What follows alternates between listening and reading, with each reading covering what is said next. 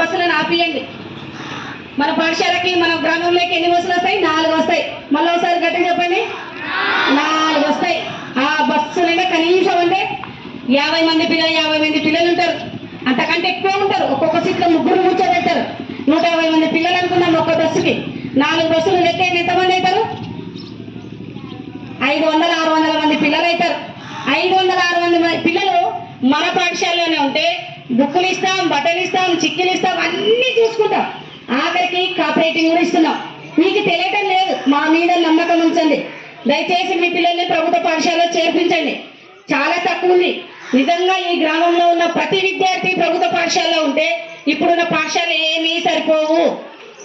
మన ప్రభుత్వ పాఠశాల 3 క్లాస్ రూమ్స్ ఉన్నది, 4 కావాలా, 4 ఉన్నది 8 కావాలా, 8 ఉన్నది 16 కావాలా అంటే మీరు మాత్రమే తలుచుకుంటేనే చేయగలరు.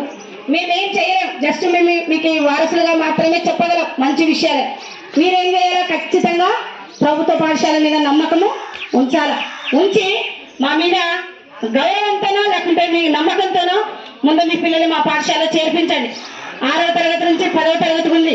కొన్ని పాఠశాలలో 10వ తరగతి నుంచి 12 కూడా చేస్తున్నారు. ఎందుకంటే అక్కడ విద్యార్థుల సంఖ్యను బట్టి విద్యార్థుల సంఖ్య ఎక్కడైతే ఎక్కువగా ఉంటుందో ఆటోమేటిక్గా 12వ తరగతి అంటే మన పిల్లవాడు మనం కనీసం మినిమం జ్ఞానం సంపాదించాలంటే ఇంటర్ వరకైనా చదివించాలి. వచ్చిన విద్యార్థులు మధ్యలోనే ఆపేస్తారు. తల్లిదండ్రులు, గ్రామ పెద్దలు మీరందరూ గమనించి ఏరా బయట ఎందుకున్నావు, స్కూల్లో ఉండాలి కదా అని మీరు గద్దించి పంపండి. మేమందరం రోజు ఇలా ప్రతిరోజు బయటికి రాలేదు. వచ్చిన ఒక రోజు 2-3 వస్తారు. కానీ తల్లిదండ్రులుగా, గ్రామ పెద్దలుగా మీరే బాధ్యత. ఖచ్చితంగా మీ పిల్లల్ని బడిలో ఉంచడానికి ప్రయత్నం చేయండి.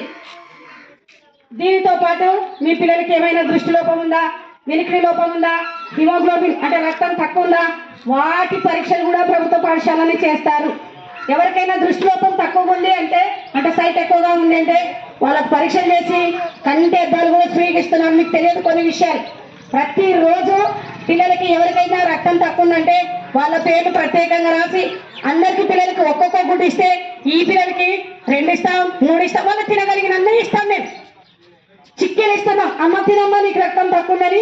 మీరు తల్లిదండ్రులు పొద్దున లేస్తేనే మీ పొలం పనులు మీకుంటాయి, మీరు వెళ్ళిపోతారు.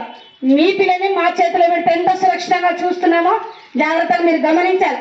గమనించి పాఠశాలను అభివృద్ధి చేయటకు సహకరించాలి. బట్టలు ఇస్తున్నామా? ఈసారి కొత్త యూనిఫామ్ మారుతుంది.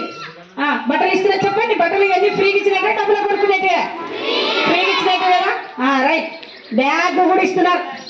బ్యాగ్ మనం బయట బ్యాగ్ కొనాలంటే కనీసం అంటే 500 ఏమీ రాదు. కానీ మనకి ఇక్కడ అన్నీ ఫ్రీగానే. నాణ్యమైన భోజనాన్ని, పరిశుభ్రమైన ఆహారాన్ని మనం ఇంట్లో ఒకసారి బియ్యం చెరుకోకుండా తింటాం. కానీ అక్కడ కాదు. మేము దగ్గరలో వాళ్ళని అరిసి చేపిస్తాం. చెరగమ్మా, కడగమ్మా, 4 సార్లు కడిగినావా లేదా అని అడుగుతాం. ఖచ్చితంగా మీ పిల్లలు కాదు మా బడిలో చేర్పించండి. మీ పిల్లలు కాకుండా మా పిల్లలుగా మేము మంచి భవిష్యత్తులో తీర్చిదిద్దుతామని వాగ్దానం చేస్తున్నాం. కేవలం ప్రభుత్వం తరఫున మాత్రమే మేము మాట్లాడుతున్నాం. ప్రభుత్వ సర్కార్ని నిలబెట్టుకోవాలా, ప్రభుత్వ బడిని కాపాడుకోవాలా. పార్టీలు కాదు ఇక్కడ. దయచేసి మళ్ళా అపార్థం చేసుకోవద్దండి. ప్రభుత్వం ఏదైనా ఉండని మనకు సంబంధంలే. మనమంతా ప్రభుత్వ సొత్తే. చెప్పినాం కదా ఫస్ట్లోనే. కడుపులో పిండముగా ఏర్పడిన రోజు నుంచి ప్రభుత్వం ఏమని చూస్తుంది. ఉద్యోగాలు వచ్చినా ప్రభుత్వమే, ఉద్యోగాలు రాకున్నా ప్రభుత్వమే. నిరుద్యోగ వృత్తిని ఇవ్వబోతుంది. తల్లి వందన కార్యక్రమం ఇవ్వబోతుంది. ఏమనుకుంటున్నారంటే ఇవ్వలేదు, ఇంకా ఏమి ఇస్తారో ఏం లేదనుకుంటున్నారు. లేదు, ఖచ్చితంగా కార్యరూపం దాల్చబోతుంది. ప్రతి ఒక్క విద్యార్థికి 15,000 రూపాయలు ఖచ్చితంగా ఇస్తారు.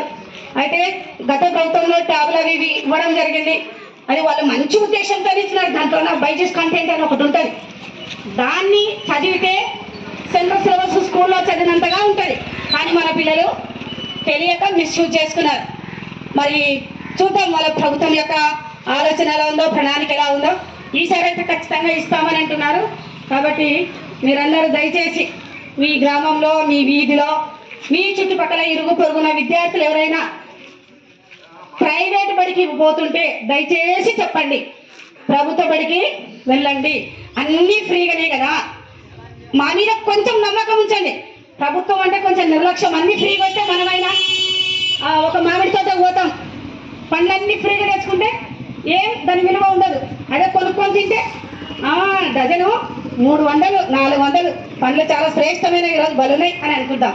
అట్లనే ప్రభుత్వ పథకాలు ఫ్రీగా ఇచ్చినంత మాత్రాన కొంచెం లోకువ కాకుండా నిర్లక్ష్యం వహించకుండా మా మీద కొంచెం నమ్మకాన్ని పెట్టి దయచేసి మీ విద్యార్థులని ప్రభుత్వ పాఠశాలలోనే చేర్పించడానికి ప్రయత్నించగలరని మనవి చేస్తూ ముగిస్తున్నాను.